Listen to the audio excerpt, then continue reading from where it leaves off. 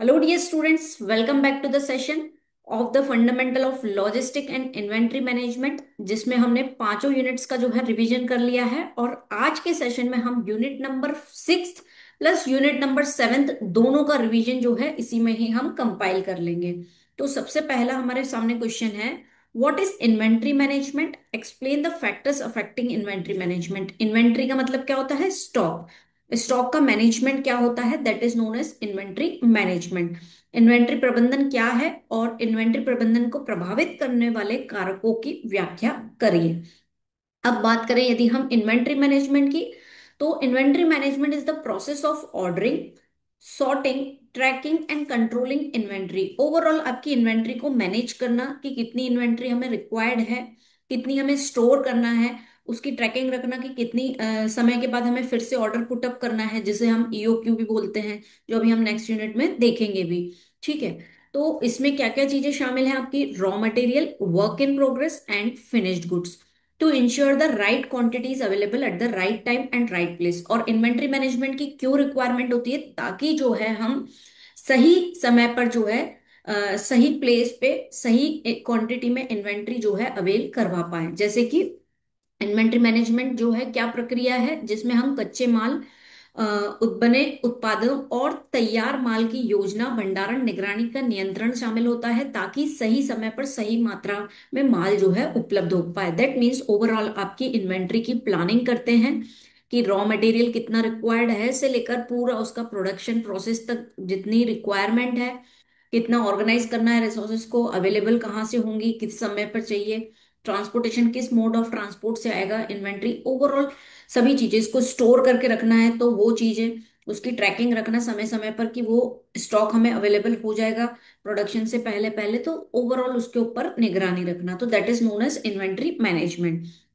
Now, factors affecting inventory management, ऐसे कौन से कारक हैं जो इन्वेंट्री मैनेजमेंट को जो है इन्वेंट्री प्रबंधन को क्या करते हैं? प्रभावित करते हैं।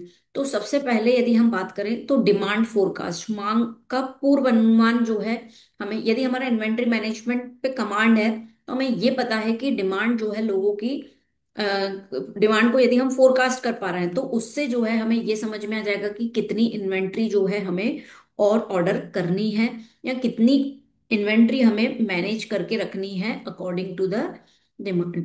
Okay. Next, lead time. Lead time का मतलब होता है कि प्रोडक्ट बनने से, रॉ मटेरियल ऑर्डर करने से लेकर सामने वाले तक पहुंचने तक के जो समय है उसको हम बोलते हैं लीड टाइम। तो वी, ये एक फैक्टर है, यदि हमें लीड टाइम पता है so we can maintain the inventory at the, उसको बहुत अच्छे से हम मैनेज कर पाएंगे। वी नो द, हमें पता है कि यदि कोई ऑर्डर हमें जनवरी में हमने किया है किसी रॉ मटेरियल का और हमें पता है कि फेब में वो हमारे पास पहुंच जाता है एक महीने के अंतराल में, तो नेक्स्ट प्लान आउट जो है हम उस तरीके से करेंगे।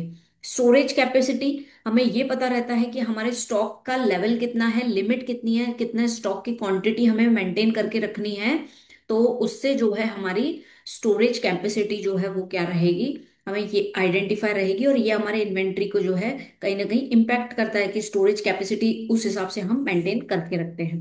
Inventory cost, cost of the inventory, जिसमें आपका रॉ मटेरियल का खर्चा आ जाएगा और क्या आ जाएगा, आपकी जो डायरेक्ट कॉस्टिंग, इस रॉ मटेरियल को लाने ले जाने में जो खर्चा आएगा, जैसे हम डायरेक्ट एक्सपेंसेस कहेंगे, या और उसमें डायरेक्ट एक्सपेंसेस में क्या आ जाता है, आपका फ्रेट आ जाएगा, इसके अलावा कोई अन्य खर्चे हैं, तो दैट विल इम्पैक्ट, ये आपकी इन्वेंट्री को इम्पैक्ट करता है। ये फैक्टर्स इम्पैक्ट करते हैं जब हम इन्वेंट्री को क्या करते हैं, मैनेज करते हैं, जब इन्वेंट्री का हम ध्यान रखते हैं कि हमें इन्वेंट्री रिक्वायर्ड है। प्रोडक्ट कौन से टाइप का है ये जरूरी है, किस टाइप का प्रोडक्ट है, यदि वो कोल्ड स्टोरेज वाला है तो उसके लिए हमें वैसा स्टोरेज ढूंढना पड़ेगा प्रोडक्ट का, है ना। तो टाइप ऑफ प्रोडक्ट जो है एक कारक है जब हम इन्वेंट्री को मैनेज करते हैं तो उसका ध्यान रखते हैं। देन सप्लाई चेन रिलेबिलिटी, आपूर्ति श्रृंखला की विश्वसनीयता को भी जो है हम देखते हैं कि यस, जितना ओवरऑल हमारा चेन बना हुआ है, ये क्या that will be a trustable, क्या इन पे हम ट्रस्ट करके जो है काम कर सकते हैं कि नहीं है। So this is the thing. Then market में ट्रेंड क्या चल रहा है, आज के समय की क्या डिमांड है और फ्यूचर में क्या पॉसिबिलिटी है कि ये डिमांड चेंज होगी या कितना सप्लाई हो सकता है। तो उस हिसाब से जब हम इन्वेंट्री का मैनेजमेंट करते हैं तो इसको भी ध्यान रखते हैं कि हमारे मार्केट में ट्रेंड क्या है, कस्टमर का टेस्ट क्या है, प्रेफरेंस क्या है, इन सभी चीजों का हम ध्यान रखते हैं। ओके। देन टेक्नोलॉजी यूज्ड, प्रयुक्त टेक्निक, हमने कौन कौन सी टेक्नोलॉजी का जो है उपयोग किया है। जैसे कि आज के समय में हम देखते हैं ऑटोमेशन के वे में, जैसे हमने प्रीवियस यूनिट्स में भी पढ़ा है, एआई की मदद से, रोबोट्स की मदद से जो है हम अपने काम को और ज्यादा, इन्वेंट्री का मैनेजमेंट को और अच्छे से जो है सिस्टम में हमारा अपडेट रहता है, तो हम और अच्छे तरीके से इन्वेंट्री को मैनेज कर पाते हैं। So this are the factors. Next, government policy, सरकारी नीतियां, ये एक इम्पॉर्टेंट रोल प्ले करती हैं कि सरकार की नीतियां क्या है स्टॉक के रेट्स को लेकर, वो कहीं प्रभावित तो नहीं करेंगी, कहीं पॉलिटिकल इंटरफेरेंस के कारण ऐसा तो नहीं है कि हमारा, हो सकता है हमारे पास स्टॉक की कमी हो जाए, जैसे फूड ग्रेन्स वगैरह जो आइटम है जिसमें मिनिमम सपोर्ट प्राइस रहता है ना, गवर्नमेंट तय करती है। तो यदि वैसी कुछ चीजें हैं तो गवर्नमेंट की पॉलिसी भी एक इंपॉर्टेंट रोल प्ले करती है इन द इन्वेंट्री मैनेजमेंट। फिर इकोनॉमिक कंडीशन कैसी है, आर्थिक स्थिति कैसी है, परिस्थिति कैसी है आपकी इकोनॉमी की, यदि वो स्टेबल रहेगी तो आपके पास इन्वेंट्री जो है इजीली अवेलेबल हो जाएगी। If it is not stable तो कहीं ना कहीं दिक्कत आएगी। तो ये कुछ फैक्टर्स हैं which are important from the point of view of inventory management. ये कारक हैं जो कि हेल्प करते हैं आपके इन्वेंट्री प्रबंधन के समय, जब इनको हमें ध्यान रखना पड़ता है। बढ़ते हैं आगे toward the next point, explain the advantages of echelon inventory optimisation. इसको एचएलओन भी कहते हैं एंड इक्लोन भी कहते हैं। इन्वेंट्री ऑप्टिमाइजेशन क्या होता है? तो जब हम multiple supply chain, multiple inventory को प्रोसेस करते हैं, उसी को ही हम इक्लोन कहते हैं। आइए इसको डिटेल में पढ़ते हैं। Echelon inventory optimisation is a multi level inventory strategy होती है that manages stock across the entire supply chain. आपके ओवरऑल स्टॉक को मेंटेन करना पूरे सप्लाई चेन में, जहाँ सप्लायर से लेकर वेयर हाउस तक, वेयर हाउस से लेकर रिटेलर तक, in a single integrated system rather than treating each level separately. हर लेवल को अलग मानने की बजाय, जैसे होलसेलर अपना काम करता है, फिर रिटेलर अपना, और सप्लायर से जो है अलग से माल बनता है, प्रोडक्शन होता है, फिर होलसेलर के पास जाता है, तो इसको अलग अलग ना करके इस सबको, पूरी सप्लाई चेन को एक साथ हमने इन्वेंट्री को मैनेज किया कि प्रोडक्शन के लिए हमें कितना गुड्स बुलवाना है, फिर होलसेलर तक जो है पहुंचेगा तो किस वे में पहुंचेगा, है ना, इस बीच में वेयर हाउस में आपको रखना रहेगा, फिर होलसेलर से रिटेल तक का, तो इसको ओवरऑल सिंगल इंटीग्रेटेड सिस्टम में उसको रख शामिल करना, that is known as echelon inventory optimisation. यदि इसको हम हिंदी में देखें तो यह बहुस्तरीय इन्वेंट्री रणनीति है जिसमें पूरी आपूर्ति श्रृंखला, आपूर्तिकर्ता से लेकर गोदाम, खुदरा विक्रेता तक को एकत्रित प्रणाली के रूप में प्रबंधित किया जाता है, न कि अलग अलग स्तरों पे। दैट मीन्स यूजली ऐसा होता है कि हम अलग अलग स्तर पे ही बिजनेस चलता है, या तो आप होलसेलर बहुत अच्छे होंगे तो उस चीज को मेंटेन करेंगे, फिर रिटेलर जो है आपसे परचेज करेगा। बट जहां पे ओवरऑल सप्लाई चेन, सप्लायर से लेकर कस्टमर तक की यदि हम बात कर लें, है ना, वो ओवरऑल साथ में इन्वेंट्री की स्ट्रेटेजी बनाई जा रही है कि प्रोडक्शन किस चीज का होगा और किस तरीके से कस्टमर तक पहुंचेगा। तो दैट इज नोन एज इक्विलोन और इचेलॉन। कोई कोई जो है सी साइलेंट करके बोलता है और कोई विदाउट साइलेंट, तो it's okay, you should know the term. ठीक है, इन्वेंट्री ऑप्टिमाइजेशन। ठीक है, ऑप्टिमाइजेशन को हम हिंदी में बोलते हैं अनुकूलन। ओके, यहाँ पे ऑप्टिमाइजेशन ही लिखा है, आप चाहो तो इसका अनुकूलन भी लिख सकते हो। अब इसके एडवांटेजेस क्या हैं? एडवांटेजेस ऑफ इक्लॉन इन्वेंट्री ऑप्टिमाइजेशन, तो मल्टी लेवल स्ट्रेटेजी है, तो ये आपको हेल्प करती है better visibility across the supply chain. आपको पूरी तरीके से पूरा पिक्चर क्लियर होता है क्योंकि आपने स्टार्टिंग से लेकर एंड पॉइंट तक सोच के रखा है, प्लानिंग की करके रखी है। तो बेटर विजिबिलिटी है आपको पूरी सप्लाई चेन को, एक बेहतर निगरानी और नियंत्रण जो है आप इस पे कर पाएंगे। Reduces total inventory cost, obviously आपकी कॉस्टिंग कम होगी क्योंकि आप बहुत बड़े लेवल पे काम कर रहे हैं, फ्रॉम प्रोडक्शन लेवल से लेकर रिटेलर तक का काम कर रहे हैं, तो ऑब्वियसली उसमें आपका प्रॉफिट मार्जिन आपका ही है, तो आप उस चीज का ध्यान रखेंगे तो कहीं ना कहीं आपकी कॉस्टिंग कम होती जाएगी। यदि रिटेलर अलग है, होलसेलर अलग है, तो वो अपना प्रॉफिट मार्जिन ज्यादा ऐड करेंगे कहीं ना कहीं कंपेरेटिव टू द पर्सन जो पूरा एक साथ बना रहा है। Then improve services levels and product availability, सेवा के स्तर और उत्पादन उपलब्धता में सुधार ऑब्वियसली होगा। क्योंकि एक ही कोई कंपनी है या ऑर्गेनाइजेशन है जो ओवरऑल सिस्टम को देख रही है, तो ऑब्वियसली वो चाहेगी कि उनकी जो क्वालिटी है प्रोडक्ट की वो कहीं ना कहीं कस्टमर सेटिस्फेक्शन करे, क्योंकि उनका ही नाम होगा। तो ये क्वालिटी प्रोडक्ट्स आपको मिलते हैं, प्रोडक्शन भी वही बंदा कर रहा है जो रिटेलिंग कर रहा है। ठीक है। मिनिमाइजेस एक्सेस और रिडेंट स्टॉक एट वेरियस लेवल, विभिन्न स्तरों पर जो अधिक या बेकार स्टॉक है उसको जो है कम करना रहता है। ये प्रयास किया जाता है कि जो अननेसेसरी स्टॉक की चीजें हैं उनको हटाया जाए। Enables smarter demand forecasting and replenishment, बेहतर मांग पूर्व अनुमान और पूर्ति योजना में सक्षम बनाता है। सो ये कुछ एडवांटेजेस हैं हमारे इक्लॉन इन्वेंट्री के। ठीक है। अब आते हैं toward the next, what is the purpose of inventory management in logistic. Logistic में जो है इन्वेंट्री प्रबंधन का क्या उद्देश्य, क्यों हम इन्वेंट्री मैनेज करते हैं, क्या रीजन है कि हमें प्लानिंग करनी है कि हमें कितना स्टॉक चाहिए, किस क्वांटिटी में चाहिए, कितने समय पर चाहिए, है ना। सीजन का हमें ध्यान रखना पड़ेगा कि सीजन की वजह से खराब तो नहीं हो जाएगा यदि हम ज्यादा समय स्टोर करते हैं। तो व्हाट इज द पर्पस। तो सबसे पहले इंश्योर प्रोडक्ट अवेलेबिलिटी, इस कारण से उसको मैनेज करना पड़ेगा हमें, प्रबंध करना, ताकि हम ये तय कर पाए, सुनिश्चित कर पाए कि हमारे उत्पाद की उपलब्धता है कि नहीं है। Reduce storage and holding cost, कोशिश की जाती है कि हम यदि प्रॉपर मैनेज करके चल रहे हैं इन्वेंट्री को, बहुत ज्यादा स्टॉक भी नहीं रख रहे हैं, नहीं तो उसके लिए हमें बहुत ज्यादा जगह भी लगेगी, और एकदम कम भी नहीं रख रहे हैं कि हमारा प्रोडक्शन रुक जाए, तो इससे जो है हमारा स्टोरेज का कॉस्ट और होल्डिंग कॉस्ट, उसको रखने का कॉस्ट, भंडारण एवं रख रखाव की लागत जो है वो कम हो जाएगी। Then optimise supply chain flow, आपूर्ति श्रृंखला के प्रवाह को अनुकूल बनाने का काम भी जो है ये करती है। मतलब ओवरऑल आपकी जो सप्लाई चेन है वो अनुकूल हो जाती है कि पूरा प्रोसेस आपको क्लियर होता है, क्योंकि आपने ऑलरेडी क्या किया है, मैनेज किया हुआ है इन्वेंट्री। अब मैनेजमेंट में क्या चीज आती है, प्लानिंग से लेकर ओवरऑल इम्प्लीमेंटेशन तक का, एक्शन तक का काम आता है ना। तो वो अनुकूल हो जाती है। इम्प्रूव ऑर्डर फुलफिलमेंट, आपकी ये चीज में सुधार हो जाता है कि कब आपको ऑर्डर करना है, ये चीज आप सुनिश्चित कर पाते हैं, क्योंकि आपको सटीक तरीके से पता है कि कब आपको कौन से स्टॉक लेवल की रिक्वायरमेंट है, कितना स्टॉक अभी आपके गोडाउन में रखा हुआ है, और कब आपको नेक्स्ट ऑर्डर फुलफिल करना है। तो इससे आपकी ऑर्डर फुलफिलमेंट की जो चीजें हैं उसमें इंप्रूव आता है। Avoid over stocking and stock outs, आप यहाँ पे आप इस चीज को बचा पाते हैं, ओवर स्टॉक की कंडीशन और जो है आपके शॉर्टेज की कंडीशन यदि कुछ बढ़ती, क्योंकि इन्वेंट्री मैनेज है, आपको पता है कि कौन सी चीजें कब लगनी है, प्रॉपर प्लानिंग में काम चल रहा है, तो ये चीज जो है प्रॉब्लम क्रिएट नहीं करेगी। Then support demand and forecasting, मांग पूर्वानुमान में जो है ये सहायता करता है, आपको हेल्प मिलती है इससे डिमांड फोरकास्ट करने में, क्योंकि आपने पहले भी स्टॉक बुलवाया तो आपको पता है कि ये डिमांड, ये कब तक जो है स्टॉक चलेगा, उसके बाद किस तरीके की डिमांड है कस्टमर की। तो आप डिमांड को बहुत अच्छी तरीके से जो हम फोरकास्ट करते हैं उसको ये कहीं ना कहीं सहयोग करती है। ठीक है।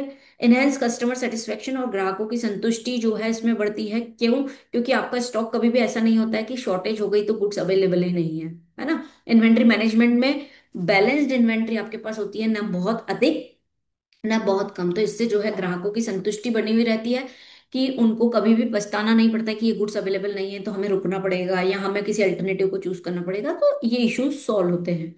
Efficient use of warehouse space, गोदाम की जगह का जो है कुशल उपयोग कर पाते हैं, आपको पता है कि कितनी क्वांटिटी आपके पास रहेगी, तो आप उस हिसाब का ही वेयरहाउस लेते हैं फॉर द स्टोरेज पर्पस, है ना। तो इसमें जो है आपका स्टोरेज का ज्यादा खर्चा भी नहीं आता और आप उसका इफिशिएंटली अच्छी तरीके से उसका कुशल वे में जो है इसका उपयोग कर पाते हैं। ठीक है। तो ये हो गया हमारा पर्पस, क्या उद्देश्य है, इन्वेंट्री मैनेजमेंट क्यों की जाती है। तो हम कह सकते हैं it is one of the important thing, जब हम सप्लाई चेन को चलाते हैं तो यदि हम चीजों को मैनेज करके चलेंगे तो इट विल बी बेटर। अब आते हैं नेक्स्ट क्वेश्चन पे, explain the latest trend in inventory management.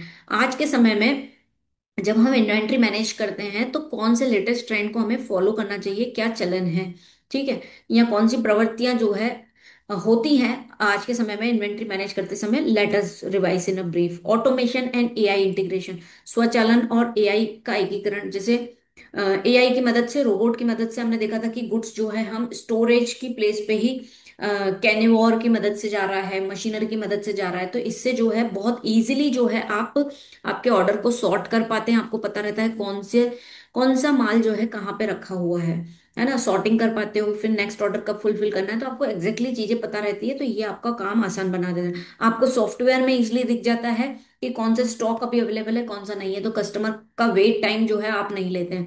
नहीं अवेलेबल है तो आप उनको बताते हैं कि कब तक आप उनको अवेल करवा सकते हैं, तो ये आपको मदद करता है। क्लाउड बेस्ड इन्वेंट्री सिस्टम, आपका पूरा का पूरा इन्वेंट्री का स्टॉक का डाटा जो है आपने क्या किया है, क्लाउड बेस्ड किया है, तो आप किसी भी जगह पे हो, दुनिया के किसी भी प्लेस पे हो, आपने पूरा डाटा ऑनलाइन पुट किया है, तो आप वहां से चेकआउट करके अपने इन्वेंट्री को देख सकते हो, चेक कर सकते हो, उसका डाटा का यूज कर सकते हो। तो ये एक बहुत फायदा है आज के समय में ऑनलाइन टेक्नोलॉजी जो आ रही है। रियल टाइम इन्वेंट्री ट्रैकिंग कर सकते हो, वास्तविक समय में इन्वेंट्री कितना स्टॉक है आपके पास अवेलेबल, उसी पर्टिकुलर समय में आप चेकआउट कर सकते हो, जो कि जस्ट इन टाइम इन्वेंट्री। उसी समय आपको कितना इन्वेंट्री बुलवाना है, जैसे कि आपने देखा भी होगा टाइप ऑफ इन्वेंट्री में हम जस्ट इन टाइम की उस पर्टिकुलर समय में इन्वेंट्री का कितना यूसेज हुआ है, यू आर नोइंग दैट, है ना, due to technology usage. Sustainable and green practices, सतत और पर्यावरण अनुकूल प्रथाएं आप अडॉप्ट करते हैं, कि ऐसी प्रथाएं आपको यूज करना है जिसमें आपका इन्वायरमेंट इफेक्ट न हो, है ना, कोई भी स्टॉक के लिए ऐसी प्रक्रिया नहीं करनी है जहां से आप पॉल्यूशन हो रहा है, कुछ इस तरीके से चीजें नहीं करनी है, ये प्रयास करना है। प्रिडिक्टिव एनालिटिक्स, आप पूर्व अनुमान जो है उसका विश्लेषण बहुत अच्छे से कर पाते हैं, कि आपको पता रहता है कि आगे की फ्यूचर में मार्केट की चीजें किस तरीके से जा सकती हैं, है ना। So this are the latest. Multi channel inventory management कर पाते हैं, जैसे अभी हमने इक्लॉन पढ़ा इन्वेंट्री मैनेजमेंट। आप मल्टी चैनल को जो है बहुत अच्छे से प्रबंधन कर पाते हैं ड्यू टू टेक्नोलॉजी, क्योंकि आपको पता है सिस्टम, यदि आपका काम चेन्नई में भी चल रहा है, मुंबई में भी चल रहा है, तो आप इन सबको जो है इंटीग्रेट करके एक साथ रख सकते हो। और with the help of technology आपके पास पूरा डाटा अवेलेबल है, तो आप एक ही जगह बैठ के पूरा प्लान आउट कर सकते हैं, आपको हर जगह जाने की जरूरत नहीं रहेगी। RFID, जो रेडियो की मदद से जो है, रेडियो वेव्स की मदद से, है ना, एंड बारकोड टेक्नोलॉजी से जो आप पर्टिकुलरली हर पर्टिकुलर जो है प्रोडक्ट को एक यूनिक बारकोड मिलता है, जिससे उस पर्टिकुलर प्रोडक्ट की पूरी आइडेंटिटी यानी प्रोडक्ट की इंफॉर्मेशन आपको पहुंचती है। तो ये किसका कमाल है, ये कमाल है टेक्नोलॉजी का, और ये आज के समय की लेटेस्ट ट्रेंड है। जब हम इन्वेंट्री को मैनेज करते हैं तो इन सभी चीजों को हम कंसिडर करके चलते हैं, जिससे आपका काम जो है और आसान हो जाता है। ठीक है, यस। तो यहाँ पे दोस्तों हमारा यूनिट नंबर 6 कंप्लीट हो गया है। इसी सीरीज को हम आगे बढ़ाते हुए यूनिट नंबर 7 का रिवीजन भी इसी सेशन में कर लेते हैं, क्योंकि क्वेश्चंस कम थे तो हम साथ में ही यूनिट 6 एंड 7 को कंप्लीट कर देते हैं। What is codification, explain the advantages of inventory codification. Codification क्या होता है, यानी हर प्रोडक्ट को जो है एक यूनिक कोड देना, है ना, that is known as codification. जैसे आप देखोगे कि बजाज का कोई प्रोडक्ट आप ले रहे हैं, कोई फैन आप ले रहे हैं, तो उस पे कोड लिखा है 0012 3 इस तरीके से, तो ये पर्टिकुलरली यूनिक कोड है, उसी प्रोडक्ट पे लिखा हुआ है, तो वो उसको यूनिक बनाता है, जिससे आप इजिली आइडेंटिफाई कर सकते हो कि ये पर्टिकुलर कोड जो है इसमें ये कौन सा प्रोडक्ट है। तो that is known as codification. आइए इसको पढ़ते हैं। Codification is the process of assigning a unique code और number to each item of inventory to simplify identification, classification and tracking. किस रीजन से कोडिफिकेशन किया जाता है, ताकि हम उस प्रोडक्ट को इजिली आइडेंटिफाई कर लें, उसको क्लासिफाई कर पाए, सॉर्टिंग कर पाए, और उसको ट्रैक कर पाए कि वो अवेलेबल है कि नहीं है ना। उसको पहचानना, वर्गीकृत करना और ट्रैक करना आसान हो जाता है जब हम कोडिफिकेशन का इस्तेमाल करते हैं। और बड़ी कंपनीज जितनी भी हैं, जूडियो हो गई, है ना, बजाज हो गया, या जितनी भी अवेलेबल कंपनीज हैं, they are making their codes, और उस कोड से जो है इजिली प्रोडक्ट को आइडेंटिफाई, क्योंकि लाखों में कोड्स होते हैं, है ना। आप पर्टिकुलरली यदि आप बोलेंगे वो वाला फैन जिसमें ब्लू कलर था, तो उससे जो है सेलर हो सकता है कि नहीं पहचान पाए, लेकिन यदि आपने उनको इस तरीके से कुछ कोडिंग दिखा दी कि हाँ पिछली बार मैं ले गया था और ये जो है प्रोडक्ट है, तो वो डेफिनेटली उस कोड से आपको एग्जैक्ट वही चीज दे पाएगा जो आपको रिक्वायर्ड है। अब एडवांटेजेस कोड की क्या होती हैं, तो इसको यूनिक बनाती है, तो इजिली आइडेंटिफाई कर पाते हैं आप आइटम्स को, तो वस्तुओं की आसान पहचान हो जाती है। फिर अवॉइड डुप्लीकेशन, दोहराव से बचाव हो जाता है। डुप्लीकेशन, क्योंकि यूनिक कोड है हर इन्वेंट्री का, हर स्टॉक का यूनिक कोड है अलग, तो इससे जो है डुप्लीकेशन नहीं होता। आपको पता है कि ये इस पर्टिकुलर कोड के कितने प्रोडक्ट्स आपके पास अवेलेबल हैं। फास्टर इन्वेंट्री ट्रैकिंग, इससे आप आपके स्टॉक लेवल को जल्दी से ट्रैक कर लेते हैं। आपको पता है कि यूनिक कोड्स कितने हैं, उस हिसाब से आपका वो ये पता रहता है कि कितने स्टॉक अवेलेबल है और कितनों का ऑर्डर जो है फुलफिल करना है। इम्प्रूव डाटा एक्यूरेसी, इससे ये पॉसिबिलिटी होती है कि आपकी डाटा की एक्यूरेसी, सटीकता जो है वो बहुत अच्छी है। और इम्प्रोवाइजेशन आ जाता है, बिकॉज आपको एग्जैक्टली पता रहता है कि कितनी चीजें अवेलेबल हैं कितनी नहीं है। Saves time in inventory handling, और ये आपका समय बचाता है इसमें। इन्वेंट्री को जब आप मैनेज करते हैं, हैंडल करते हैं, तो क्योंकि कोड्स दिए हुए हैं तो आपको जस्ट सॉर्टिंग करके और उसको जमाना है और ये देखना है कौन सा अवेलेबल नहीं है तो उसका ऑर्डर प्लेस करना है। जो अवेलेबल है तो उसको आपको ऑलरेडी सिस्टम में ये चीज आपको दिखेगी, तो आपको बहुत ज्यादा समय नहीं लगेगा उसको हैंडल करने। स्टैंडर्डाइजेशन ऑफ इन्वेंट्री, इन्वेंट्री का मानकीकरण जो है, आप इजिली जो है उसका स्टैंडर्डाइजेशन भी किस स्टैंडर्ड का है, किस कोड का है, तो आपको पता है कि ये अच्छी क्वालिटी का है, फिर उससे ह्यूज क्वालिटी का है, बेटर क्वालिटी का है, और सबसे अच्छी क्वालिटी का है, तो इससे आप इसको स्टैंडर्डाइजेशन भी कर सकते हैं। Efficient record keeping and report, प्रभावी रिकॉर्ड साधारण और संधारण सॉरी और रिपोर्टिंग भी, आप इससे जो है एक अच्छा रिकॉर्ड भी मेंटेन कर पाएंगे, क्योंकि कोड के हिसाब से ही आपकी यदि स्टॉक लेवल चलता है तो आप इसको प्रॉपर तरीके से जो है सॉर्टिंग कर पाएंगे, या हम उसको बोले इजी लैंग्वेज में तो आप उसके इजी लैंग्वेज आसानी से उसको अरेंज कर पाएंगे। तो आपका रिकॉर्ड कीपिंग भी और इसकी रिपोर्टिंग भी आप आसानी से कर सकते हैं, क्योंकि आपको ऑनलाइन माध्यम से ही पूरी चीजें बहुत इजीली तरीके से क्लियर हो जाएंगी। ठीक है। Supports automation and ERP, ERP का मतलब होता है एंटरप्राइज रिसोर्स प्लानिंग, है ना। एंटरप्राइज जो पूरा अपना प्लान आउट करती है, तो इससे जो है आपका ऑटोमेशन वे में, यानी खुद ही सॉफ्टवेयर ही आपको पूरा का पूरा हिसाब किताब तय करके दे देता है कि कितनी अवेलेबिलिटी है, कितना ऑर्डर बनाना है। तो बहुत सारा काम मशीन या सॉफ्टवेयर ही कर लेती है, तो आपका इससे बर्डन कम हो जाता है। Okay. So this are the advantages of inventory codification या इन्वेंट्री कोडिफिकेशन की ये लाभ हैं। ओके। अब आते हैं one of the important question, हम कह सकते हैं economic order quantity, cost accounting में यूजली आपने पढ़ा होगा, and its significance. Economic order quantity क्या होती है, जिसे हम शॉर्ट में कहते हैं ईओक्यू। आपको नेक्स्ट ऑर्डर कब पुट करना है ये आपको निकालना रहता है with the help of EOQ. हम समझते हैं उसको, निकालते हैं कि नेक्स्ट ऑर्डर मुझे कब प्लेस करना है, ताकि जो है आप ओवर स्टॉक की जो प्रॉब्लम होती है या शॉर्टेज की प्रॉब्लम होती है उससे आप बच पाएं। ठीक है, तो that is known as EOQ. Economic order quantity is the ideal order quantity.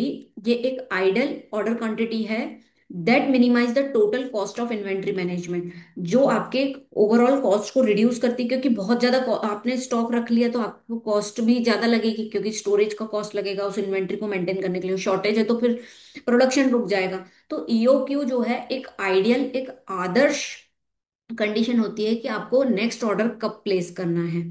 ठीक है, इंक्लूडिंग इसमें आपकी ऑर्डरिंग कॉस्ट और होल्डिंग कॉस्ट, उसको स्टॉक को रखने में जितना खर्चा आएगा इंटरेस्ट वगैरह के साथ, तो वो भी हम इसके थ्रू निकालते हैं।